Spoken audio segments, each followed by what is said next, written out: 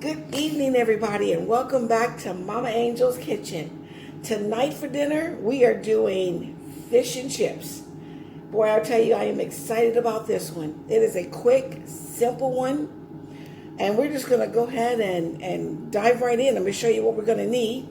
Tonight, I've got 5 beautiful pieces of haddock fish. And you can use any white flaky fish. I'm just using haddock tonight, and if I'm not saying it right, it's haddock right here. You see it? Okay, there we go. I got it right from Walmart. Lovely fish, great for fish and chips. All right, and then of course I've got our chips here, and I've just cut up some French fries. They are just little small cuts like this. And it's just a little bit. This really is just a single serving for tonight. Because the noise you hear behind me here, that is my air fryer. I've got my husband's dinner going there. He's not a seafood fan, so he's got his dinner going in the air fryer. The other thing we're going to need tonight is we're going to need 1 large egg. I've got a cup of just all-purpose flour. Then I've got some just plain seltzer water. You can see that there. And you can use club soda. Doesn't have to be seltzer water, but any non-sweet carbonated water will do for you. And then this right here is not soul food seasoning, guys. It's not. This is my own spice blend. It's a Creole spice blend that I put together myself. I will put the ingredients to this down in the description below. But that's it. That is everything that we're going to be using tonight, okay? I'll be right back and I'll show you exactly what we're going to do next. All right, guys, welcome back. And all I'm going to do now is season up our fish. Get a little bit of that Creole seasoning in there. And I tell you what, guys, that Creole seasoning blend, I just did some research and I put together my own blend because I wanted it to have a Creole kick or Creole flavor, but I needed to make it mild for my family. And I tell you what, this was a home run. I have been using this on so many different blends of food now. Okay, so that's that.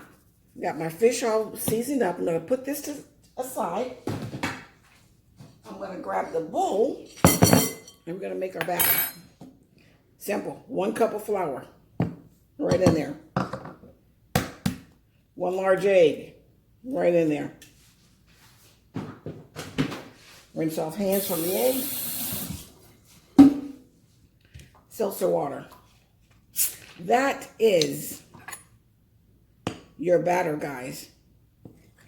And you make it to the consistency of like a pancake batter. You see, I'm just pouring some in, stirring, and then I'll go in and just keep stirring until I get this to the blend of, seriously, a pancake batter. You can make this as thin or as thick as you like. You could even use beer with this. Or you can experiment even, if you wanted to use something that, had a sugar in it, like a cola. I'm not sure how that would work, but maybe a Sprite. You have to be really careful with the sugar because the sugar will burn, but it can certainly be done. And all I'm doing, guys, is whipping some air into this, okay? Now, once I got this to where I want it, I'm going to season it with a little bit of that Creole blend. Oh, boy. I tried this already, so this is not the first time trying it. And it was delish. All right, now pretty much believe I should have enough batter to do all 5 pieces. If not, add a little bit more flour, add a little bit more salsa water. I probably won't even add more egg, but I think I'm gonna have enough. But that's the consistency we're looking for, guys, right there. All right, I'm gonna let my oil continue heating up. As soon as it's ready, I'll come back and we'll dip that fish and get it in the oil. All right, welcome back, guys. We are over here at the stove and I'm gonna test my oil. And all I've got is just a little pinch of flour in my fingers here.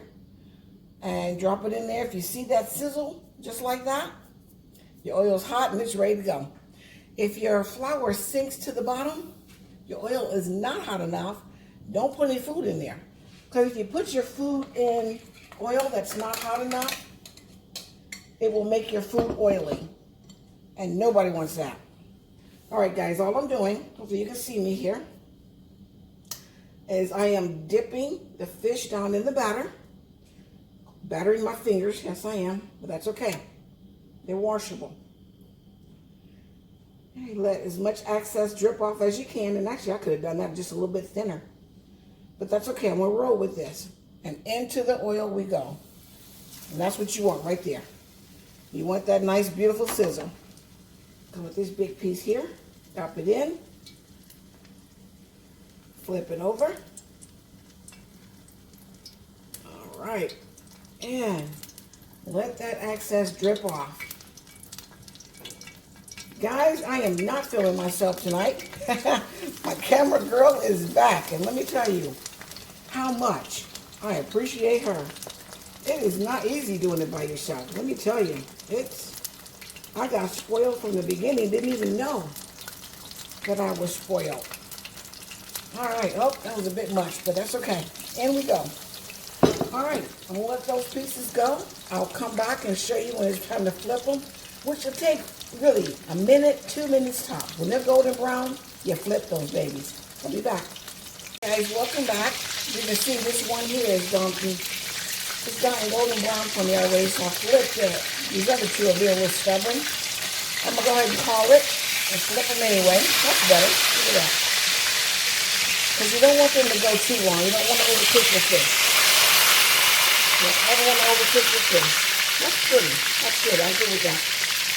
That took about 4 minutes, 4 to 5 minutes to get this color.